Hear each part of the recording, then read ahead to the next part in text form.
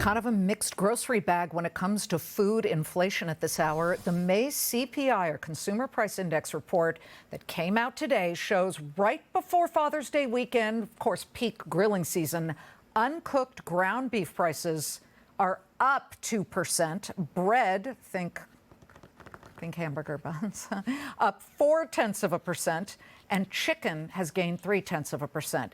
But costs, we should tell you, for other staples like bacon, fish, and eggs went south in May. Eggs, get this, tumbled 13.8% last month. That is the biggest drop since 1951. But even with prices falling in some cases, consumers are still in many situations paying top dollar at the cash register. Why is that? Let's bring in somebody who knows a thing or two about grocery prices. Stu Leonard's president and CEO, Stu Leonard Jr., who's at his famed grocery store in Norwalk, Connecticut. For those of you not on the East Coast, Stu Leonard's is an institution. Stu, why are people still paying super high prices at the cash register? Well, Lizzie, I think, first of all, we see a little easing with the CPI, I guess, coming up. But, basically, you have a lot of costs that have increased right now, like labor, for instance. At Stu Leonard's, we've had to raise our starting rates. We're paying $17 an hour right now to get great people. So, a lot of those costs you have to pass on a little bit. And also, you've had a lot of weather issues out west. I talked to one of our ranchers yesterday. And he said the drought is really hard. I mean, the cows and the cattle need grass to grow. And what's tough right now is they're not growing the grass, so they've cut down their herd sizes about 10%. They're like decade lows right now. That all leads to the supply and demand issue, and supply's tight on meat right now. Demand is up. Obviously, prices will be up a little bit. Well, so, we just had Campbell Harvey. He is the Duke professor who is one of the first guests on this show to actually call for a hard economic landing. He says that the Fed has blown it by continuing to hike rates over and over again, trying to quell inflation. But, if you look, we are starting to see month after month inflation slightly coming down. When will the retail customer, Stu, see a market decrease when they get that receipt or they pay with their Apple Pay card or whatever it is, once they stop thumbing through the National Enquirer at the checkout? Yeah. Hey, I feel for our customers. I mean, we've been in business 100 years right now. My grandfather started delivering milk, and we're still a family business. And a lot of our customers are our friends and even the people that work at Stu Leonard's. I feel for them. Rent costs are up, gas prices are higher, energy prices in general. So, there's a lot of costs for our people.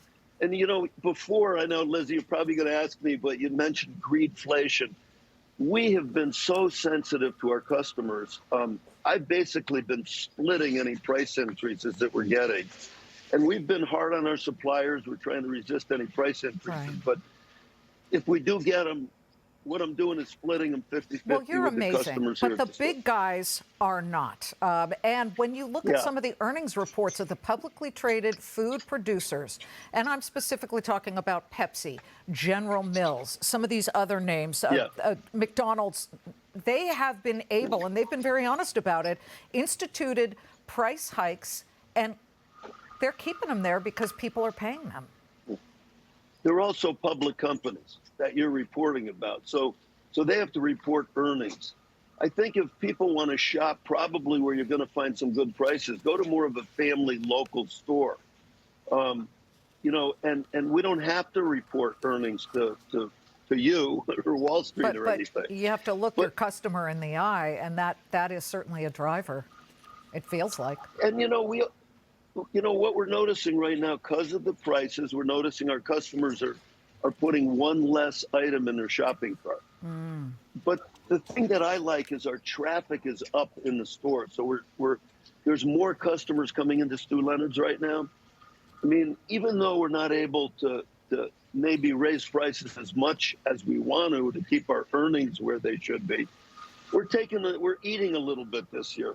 I mean, the same thing with our health insurance costs. It's the same thing. We were just talking about that today. Yeah. I mean, how much of that do we want to pass on to our team members? We're not going to do much of it.